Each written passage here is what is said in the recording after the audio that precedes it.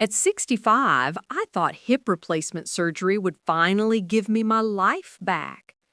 For 40 years, I'd worked as a dental hygienist at Riverside Clinic in Sacramento, my hands aching from scaling teeth and positioning x-ray equipment.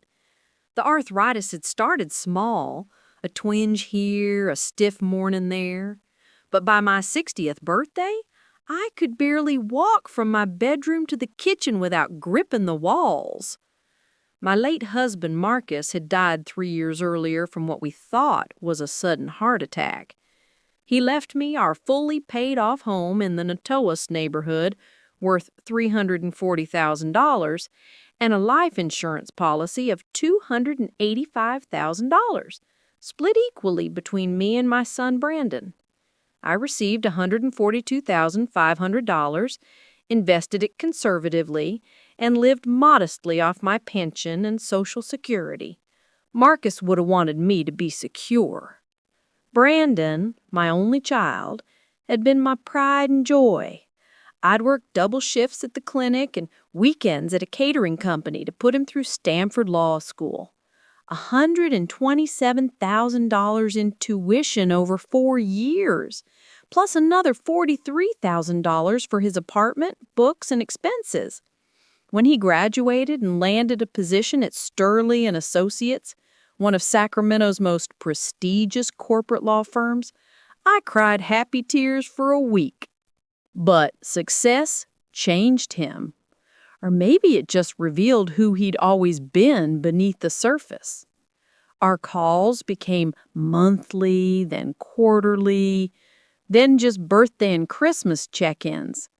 He married Amber, a pharmaceutical sales representative, in a ceremony I learned about via Facebook post 2 weeks after it happened.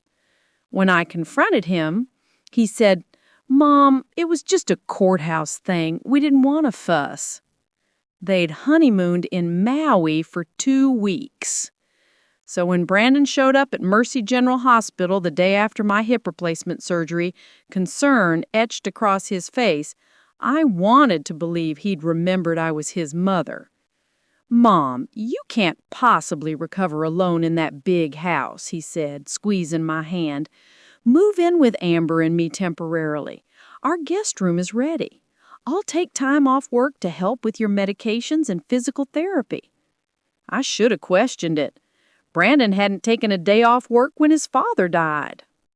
The first week at Brandon and Amber's modern townhouse on P Street in Midtown Sacramento was pleasant enough.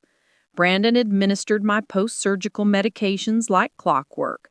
2 large white pills for pain, a small blue pill for inflammation, and a pink capsule the doctor said would prevent blood clots. 4 pills total, 3 times daily. Amber was rarely home. Medical conferences, Brandon explained. She's up for a major promotion.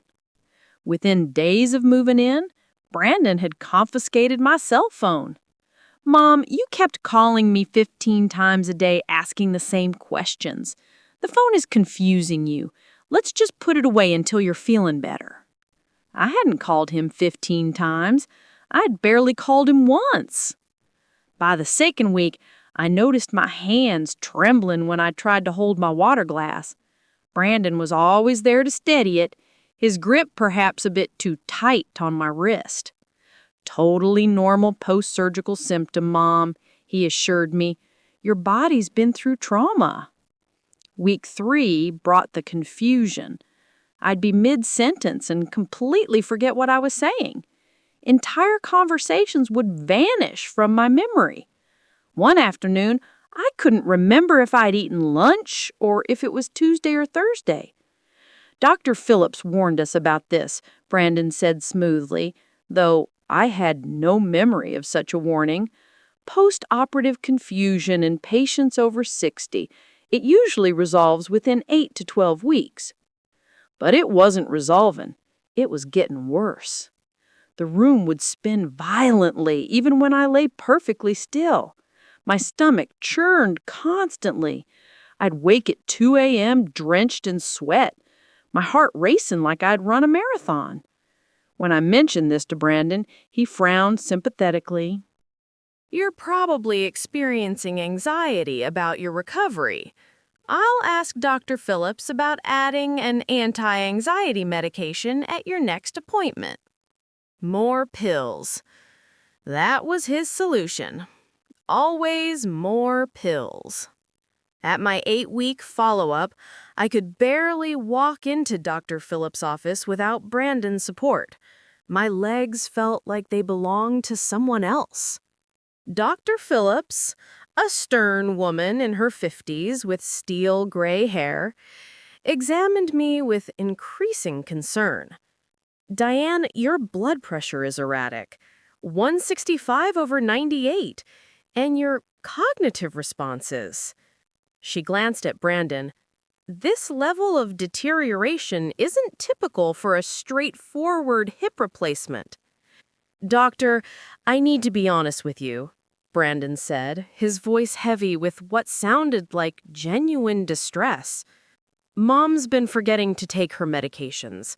Sometimes she takes double doses.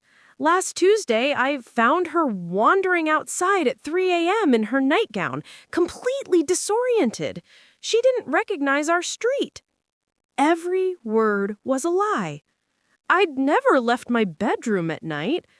I could barely make it to the bathroom.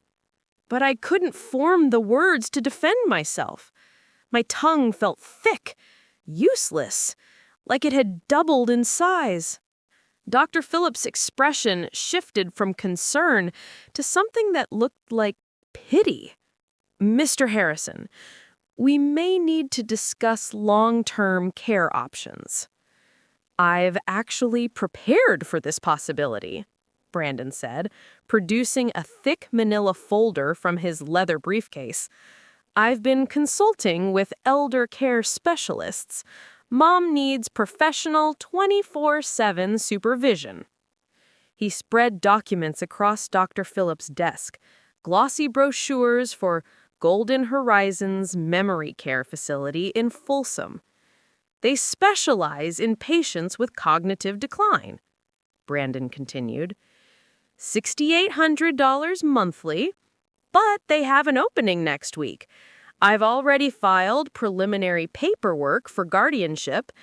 Given Mom's declining state and the fact that she signed power of attorney to me 3 years ago after Dad died."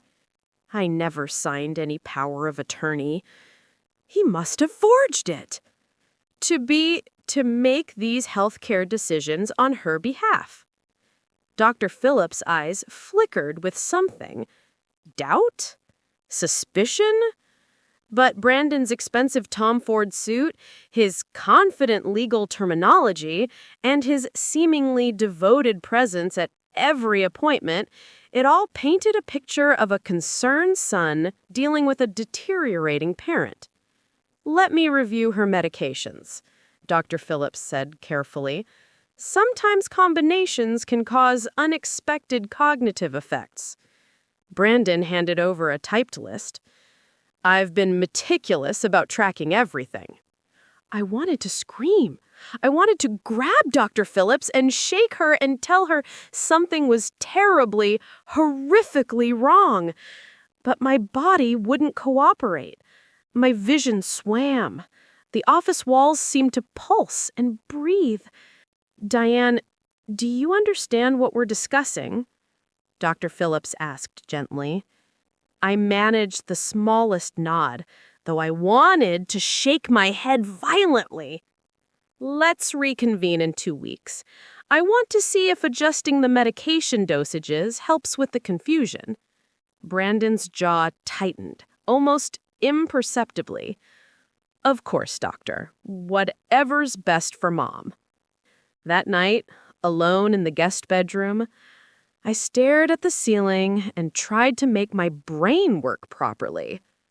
Brandon had been so attentive, so caring. Why would he lie about me wandering outside?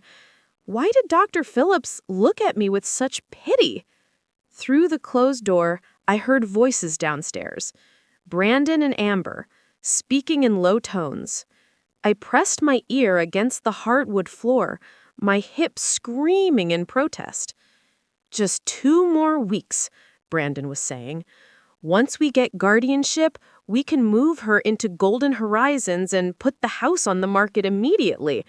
$340,000 for the house, plus the $140,000 left from Dad's insurance. That's $480,000 total. Amber's laugh was sharp, delighted. And once she's in memory care, who's going to question anything? Those places are basically warehouses. Exactly. The monthly fees will drain her accounts in 3 years, max. By then, we'll have everything liquidated and invested. She'll end up on state care eventually, but that's not our problem. My heart stopped beating. Then it started again, hammering so hard I thought it might crack my ribs. They weren't helping me recover. They were stealing my life. I looked at the 4 pills sitting on my nightstand, the pills that Brandon had brought up 30 minutes ago with a glass of water and that patient, loving smile. When did they change shape? The pain medication I'd been given at the hospital had been oval and stamped with OXI-10. These were round and smooth.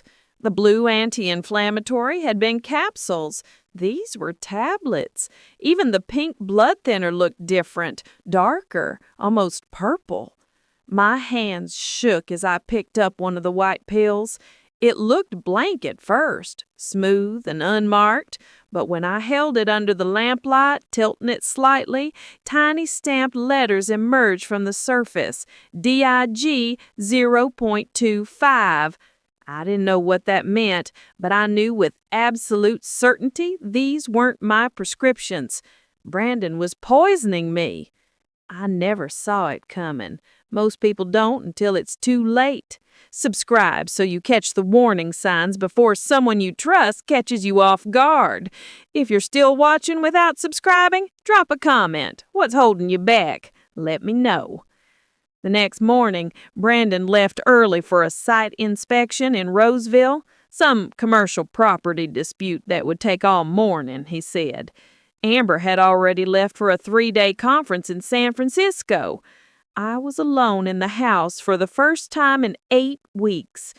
My mind felt slightly clearer than it had in days, maybe because I'd hidden last night's pills under the mattress instead of swallowing them. I'd pretended to take them, tucking them under my tongue while Brandon watched, then spitting them out after he left. I needed help. I needed someone who'd believe me. Kathleen Henderson. My neighbor from Natomas, the woman who'd lived 2 doors down from Marcus and me for 12 years, she'd brought casseroles after Marcus died, had attended his funeral when Brandon couldn't be bothered to arrive until the service was half over.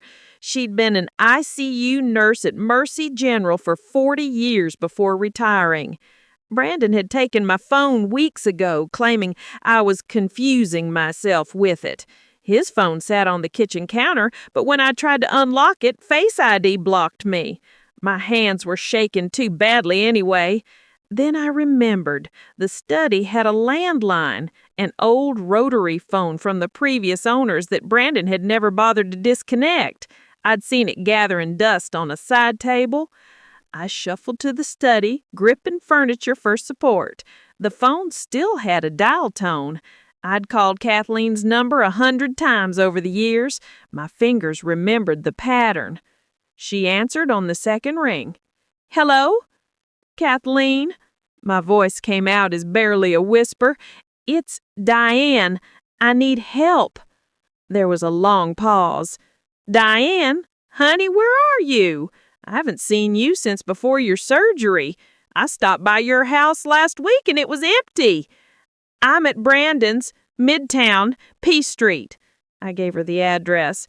"Kathleen, please, something's wrong. My pills, I think—" The words wouldn't come. They sounded insane even in my own head. "Give me the address again. I'm coming right now." 23 minutes later, she'd hit every green light from Natomas. Kathleen knocked on the townhouse door. I'd managed to shuffle to the living room, gripping furniture for support. When I opened the door, her face went pale. "Oh, honey, what happened to you?" I must have looked like a ghost. I'd lost 23 pounds since surgery. My skin had a grayish tint. My hands trembled constantly. I handed her 8 pills, 4 from last night's dose I'd hidden under the mattress, and 4 from this morning that Brandon had left on the nightstand before leaving. Kathleen's nurse instincts kicked in immediately. She pulled reading glasses from her purse and examined each pill carefully under the light. All U.S. prescription tablets are required to have imprints, identification codes stamped into the surface. She photographed each pill's markings, then opened an app on her phone. "Diane, what are these supposed to be?" "Pain medication, anti-inflammatory, blood thinner, 4 pills 3 times a day." She was already typing into her pill identification app, cross-referencing each imprint code. Her face darkened with each result. "This white pill? It's digoxin. That's for heart failure. At this dosage, if you're taking it 3 times daily," she looked up, her eyes filled with horror. "Diane, this would cause everything you're describing. Confusion, tremors, nausea, vision problems. This is a cardiac medication. Why would you be on this after hip surgery?" "I wouldn't," I whispered. "Brandon gives me all my pills." Kathleen's hands started shaking. She examined the blue tablet. "This is lorazepam. It's a sedative, not an anti-inflammatory. Long-term use causes cognitive impairment and dependency." She picked up the pink capsule. "And this is warfarin, a blood thinner, but at triple the normal post-surgical dose.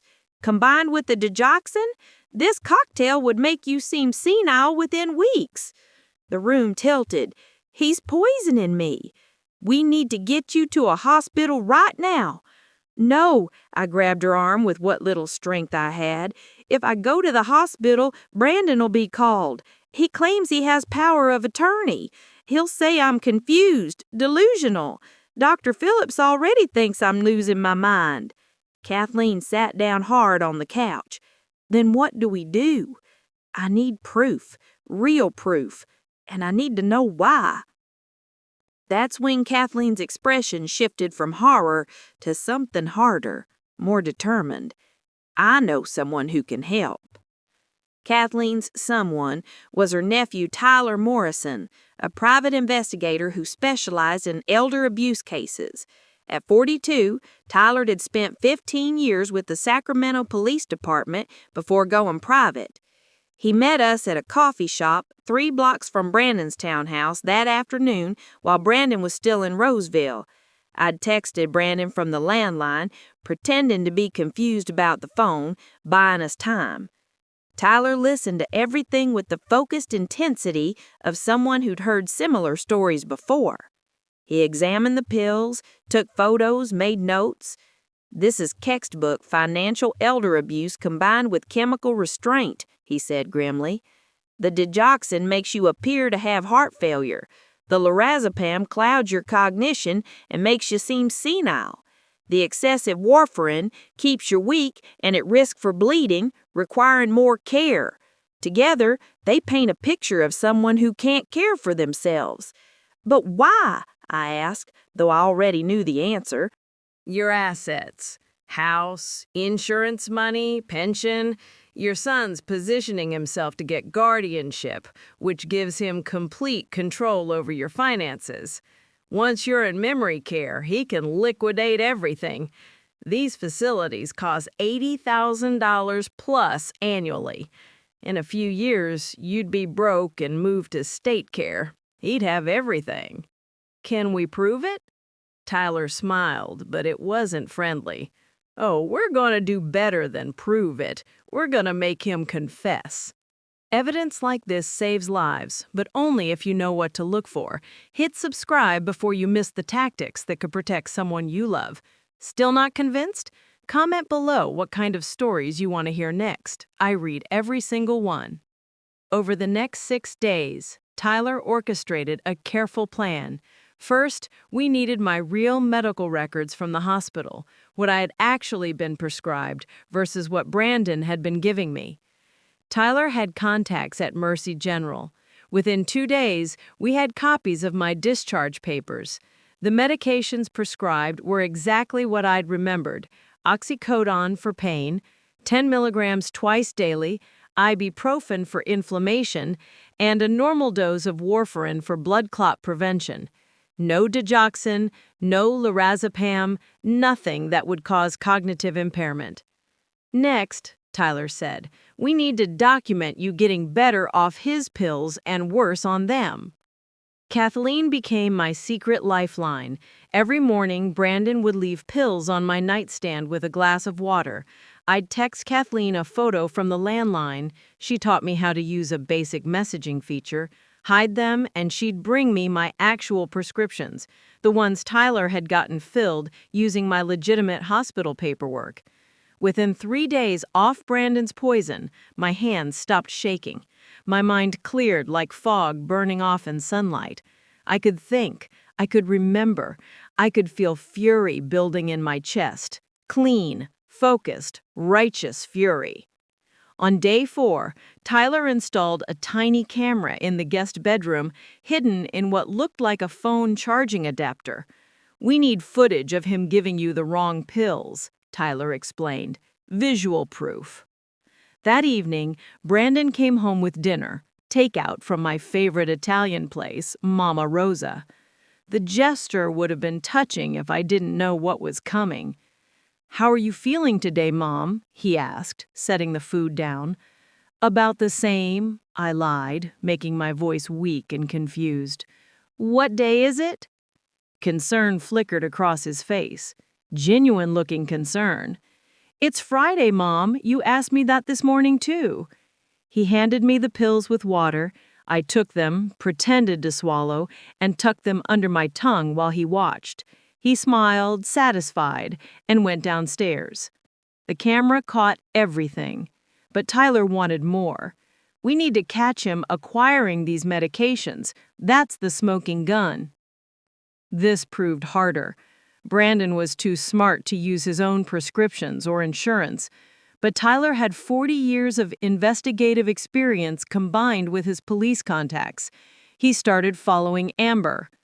3 days later, Tyler called with news that made my blood cold. He said, "It's not just Brandon," he said. "Amber's the one getting the medications. She's a pharmaceutical sales rep with access to sample medications and industry contacts.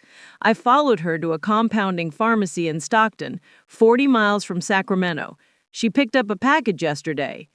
"Can you prove what was in it?" "Better. The pharmacist is willing to talk. Amber told him she needed these specific medications for her mother-in-law, you, who was between doctors and insurance coverage. She paid cash, $340 for a 3-month supply of digoxin, lorazepam, and extra-strength warfarin. The pharmacist got suspicious when she requested the specific dosages and kept copies of everything." My hands clenched into fists. "She's been poisoning me from the beginning." "There's more," Tyler said, his voice grim. "I pulled Brandon and Amber's financials, legally through a colleague's database access. They're $340,000 in debt. Brandon's law firm is under investigation for embezzlement from client trust accounts. He's not on a partner track. He's about to be fired and disbarred. They took out a second mortgage on their townhouse last year. Amber's pharmaceutical company is downsizing her division. They're desperate." Everything clicked into place. This wasn't just about greed. Well, it was, but it was about desperation, too. They'd built a life they couldn't afford, and I was their escape plan. "What now?" I asked. "Now we set the trap." Tyler's plan was elegant. We would let Brandon think his plan was working right up until the moment we destroyed him. First, I had to convince Dr. Phillips. Tyler coached me carefully. At my 10-week follow-up appointment, I went alone, calling an Uber from the landline. Kathleen helped me set it up, telling Brandon I needed to feel independent. He was suspicious, but agreed. probably confident that Dr. Phillips already saw me as incompetent. In Dr. Phillips's office, I was clear-minded and articulate for the first time in weeks. "Doctor, I need you to run a full toxicology panel on me," I said, "including tests for digoxin, lorazepam, and warfarin levels." Her eyebrows rose. "Diane, I don't understand." I showed her Tyler's evidence, the photos of the pills Brandon had been giving me versus my actual prescriptions, the pharmaceutical record from Stockton showing Amber's cash purchase, Kathleen's professional analysis, Tyler's financial investigation showing Brandon and Amber's $340,000 in debt. Dr. Phillips's face went from skeptical to horrified in seconds. "I need this documented officially," I said, "and I need you to call Brandon and tell him you want to see me for an emergency appointment tomorrow at 2 p.m. Tell him my blood work came back concerning and you need to discuss next steps for my care arrangement." "You're setting him up." "I'm saving my life." Dr. Phillips made the call while I sat there. Brandon answered on the first ring. "Dr. Phillips, is everything okay with Mom?" "Mr. Harrison, I need to see Diane tomorrow at 2 p.m. Her lab work shows some concerning irregularities. Given her cognitive state, I think we should discuss the next steps for her care arrangement." A pause. Then, "Of course, doctor. I'll bring her." I could hear the satisfaction in his voice. He thought this was it, his golden ticket to guardianship. Tyler and I spent the evening preparing. He brought in a colleague from the Sacramento County District Attorney's Office, an assistant DA named Victoria Chen, who'd been investigating a ring of similar cases and was eager to add Brandon to her list. "We'll wire you for audio," Victoria explained. "The camera in your bedroom caught him giving you the wrong medications, but we want him to say it, to admit what he's been doing." That night, I barely slept, not from the poison in my system, I had been clean for a week, but from anticipation.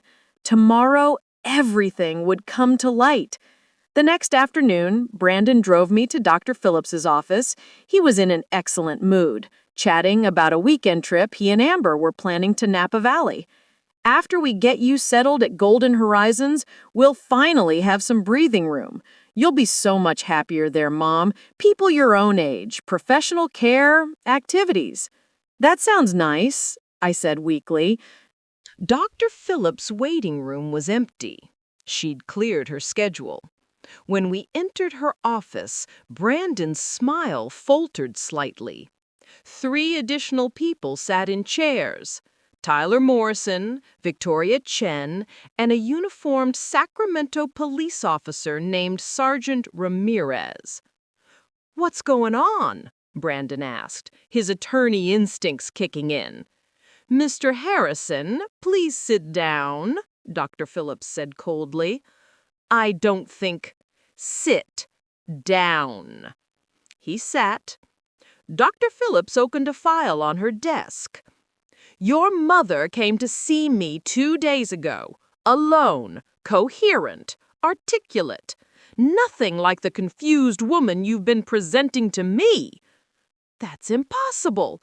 Mom, what is she talking about?" I met his eyes. For the first time in 8 weeks, I saw him clearly. The concern was a mask. Behind it was calculation. Cold, mercenary calculation. "I know what you've been doing," I said quietly. Brandon's face went blank. "Mom, you're confused."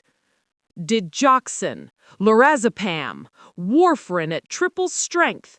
You've been poisoning me for 8 weeks." "That's insane. Dr. Phillips, surely you can see she's—" Victoria Chen stood up. Mr. Harrison, I'm Assistant District Attorney Victoria Chen. I've been investigating your case for the past week. We have video evidence of you administering medications that don't match your mother's legitimate prescriptions.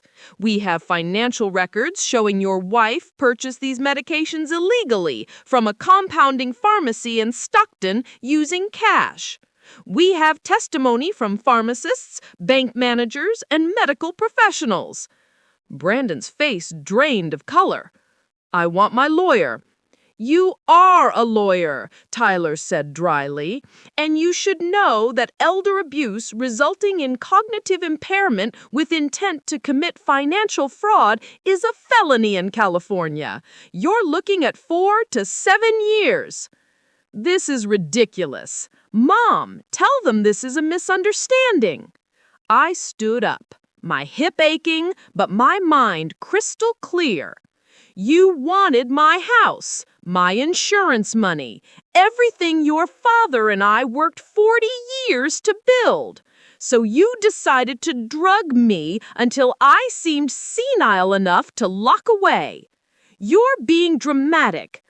You told Amber that memory care facilities are basically warehouses, that once I was there, nobody would question anything, that I'd drain my own money paying for the care you forced me on, and then end up on state assistance while you lived off my assets. His face went from pale to ashen. How could you possibly? I heard you that first night when you thought I was too drugged to understand anything. Sergeant Ramirez stepped forward. Brendan Harrison, you're arrested for elder abuse, fraud, and attempted theft. No, wait, we can talk about this. Mom, please, I'm your son. The desperation in his voice might have moved me 8 weeks ago. But I'd spent 2 months being slowly poisoned by someone I'd sacrificed everything to raise. I'd felt my mind slipping away bit by bit while he smiled and called me Mom and plotted to warehouse me like unwanted furniture. You stopped being my son the day you chose my money over my life, I said. As Sergeant Ramirez handcuffed him, Brandon's mask finally cracked completely. You ungrateful bitch! Do you know how much money I spent on you over the years? Calling you on holidays? Pretending to care about your boring stories about teeth cleaning? You owed me that money. It should have been mine anyway. Victoria Chen smiled. Thank you for that confession, Mr. Harrison. Everything you just said was recorded. 2 days later, Tyler called with news that made the situation even darker. Amber flipped, he said. She's cooperating with the DA in exchange for reduced charges. And Diane, this goes deeper than we thought. How deeper? Brandon's done this before. The words hung in the air like poison. What? Amber told Victoria everything. 3 years ago, your husband Marcus didn't die of a heart attack. Brandon had been giving him digoxin for 6 months, disguised as blood pressure medication. The dosage was enough to cause cardiac arrest in someone with Marcus's pre-existing condition. The medical examiner ruled it natural causes because Marcus was 67 and had high cholesterol. Nobody questioned it. I couldn't breathe. The room spun, not from poison this time, but from grief and horror crashing over me like a wave. Brandon killed his father? For the life insurance. $285,000 split between you and him. Brandon got $142,500. He burned through it in 18 months on gambling debts and his lifestyle. When that ran out, he started planning to get the rest through you. I thought about Marcus, my husband of 37 years, the man who'd held my hand during childbirth, who danced with me in our kitchen on Saturday mornings, who told me he was proud of me every single day. Brandon had murdered him. "There's more," Tyler said gently. "Amber says this was Brandon's idea, but she researched the medications. She found the pharmacist. She calculated the dosages. She was an active participant from the start. She even suggested the timing, right after your surgery, when cognitive confusion would seem plausible. They're both monsters." "Yes, and they're both going to prison for a very long time." The trial became a local media sensation. "Lawyer and wife poison elderly mother for inheritance," ran in the Sacramento Bee for weeks. Brandon's law firm, Sterling and Associates, made a public statement terminating him immediately and cooperating fully with the investigation. Brandon's embezzlement from the firm, $78,000 over 2 years from client trust accounts, came to light during discovery. The firm settled quietly with the affected clients and absorbed the loss to avoid worse publicity. Amber's pharmaceutical company fired her the day her arrest became public. The California Board of Pharmacy opened an investigation into her access to sample medications and industry connections. The trial lasted 8 days. I testified for 7 hours total, walking the jury through every detail. The video footage of Brandon giving me the wrong pills, the pharmacy records from Stockton, the financial desperation, their $340,000 debt, the recorded confession in Dr. Phillips's office where Brandon called me an ungrateful bitch and said the money should have been his anyway. Dr. Phillips testified about my dramatic cognitive improvement once I stopped taking Brandon's pills. She'd run a full toxicology panel that showed dangerous levels of digoxin and lorazepam in my system, levels that would have caused permanent organ damage if continued for another month. Kathleen testified as an expert witness, explaining exactly how the medication combination was designed to simulate dementia and heart failure. Tyler presented the financial evidence: Brandon and Amber's massive debt, their mortgage default notices, the $340 cash payment for illegal medications, text messages between them discussing the timeline for getting me into Golden Horizons. But the moment that sealed their fate was when Victoria Chin presented evidence about Marcus. The prosecution had exhumed my husband's body. New toxicology tests, using modern methods not available in 2022, found traces of digoxin in his bone marrow and hair follicles, far beyond any legal prescription would cause. Brandon had poisoned his own father to death for $142,500. The courtroom went silent when the forensic pathologist testified.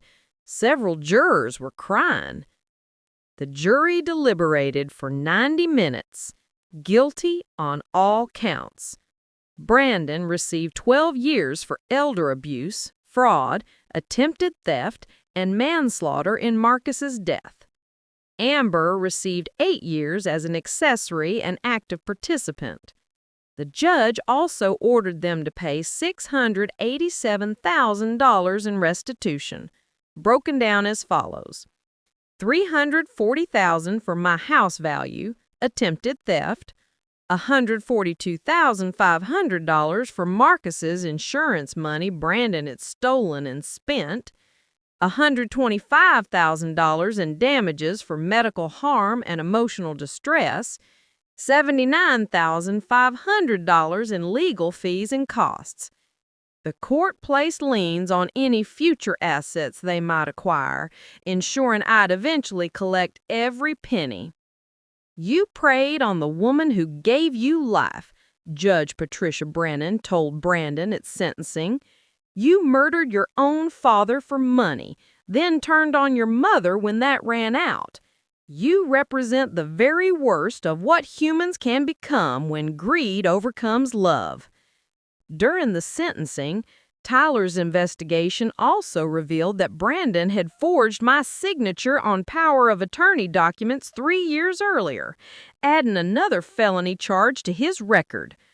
Brandon never looked at me during sentencing, not once. I sold the Natomas house, too many memories of Marcus, and now the knowledge that our son had killed him there. I bought a small cottage in Nevada City, a charming mountain town 2 hours northeast of Sacramento, for $215,000 cash. The remaining money from the house sale, plus the restitution payments, which would take years, but the court ensured I'd get every penny, gave me financial security for the rest of my life. Kathleen and I became closer than ever. Her nephew Tyler and I stayed in touch. He introduced me to a support group for elder abuse survivors. I'd thought I'd be the only one, but the room had 40 people at my first meeting. 40 people, with stories like mine, some worse. I started speaking publicly about financial elder abuse. The Sacramento County District Attorney's Office invited me to help train social workers and medical professionals on recognizing the signs. I testified before the state legislature on behalf of a bill strengthening penalties for elder abuse and requiring annual wellness checks for seniors with power of attorney holders. It passed unanimously and was nicknamed Diane's Law. Dr. Phillips and I stayed in touch. She told me that my case changed how she screened all elderly patients now, always seeing them alone at least once, asking specific questions about who managed their medications and finances, watching for the subtle signs I'd shown. I learned that I wasn't weak for trusting my son. I was human. The betrayal wasn't my fault. The poisoning wasn't something I should have detected sooner. These are the defenses I gave myself when the nightmares came, and they came often those first 6 months. Therapy helped. A wonderful woman named Dr. Patricia Ruiz in Nevada City who specialized in trauma. She helped me process not just Brandon's betrayal, but the loss of Marcus, the grief of losing my son, even though what I'd lost was apparently a monster wearing my son's face, and the violation of having my own mind stolen from me. I adopted a dog, a golden retriever named Sunny that I found at the Nevada County Animal Shelter. She'd been abandoned by her previous owners. We were both working on trusting again. On what would have been Marcus's 71st birthday, I scattered his recremated ashes at our favorite spot near Tahoe. I told him I was sorry I hadn't seen what Brandon was. I told him I loved him. I told him I was gonna be okay. I thought about writing to Brandon in prison. Part of me wanted answers. When did he become this person? Was he always like this? Did he ever love us? But Kathleen talked me out of it. She said, "He won't give you closure. Sociopaths don't understand love the way we do. He'll just hurt you again, even from prison." She was right. 2 years after the trial, I got a letter from Amber. She'd found God in prison, she said. She was deeply sorry. She enclosed a handwritten apology that ran 12 pages, detailing every decision, every rationalization, every moment she could have stopped but didn't. I read it once, thanked her for the apology in a brief reply, and told her I forgave her, not for her sake, but for mine. Holding on to that anger was like drinking poison myself and expecting her to die from it. Brandon never apologized. He filed an appeal claiming ineffective counsel and emotional distress. It was denied. 2 years later, he filed another appeal claiming prosecutorial misconduct. Also denied. I live in my cottage now with Sonny. My mornings start with coffee on the porch, watching deer graze in the meadow behind my property.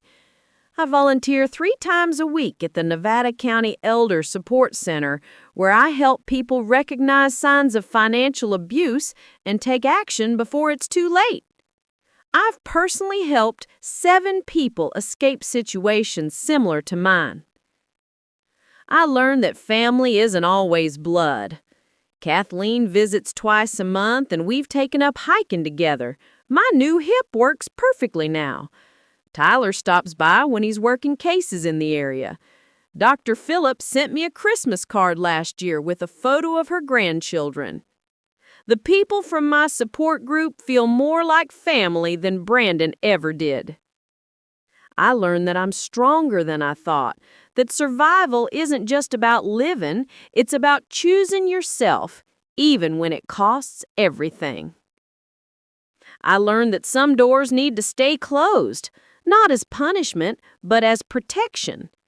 Brandon is my son biologically, but he's not my family.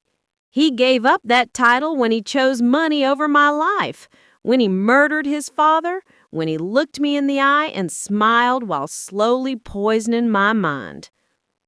Most of all, I learned that it's never too late to save yourself, that the trembling hands that could barely hold a water glass could also dial a phone for help, that the confused mind that couldn't remember Tuesday from Thursday could clear and sharpen and fight back.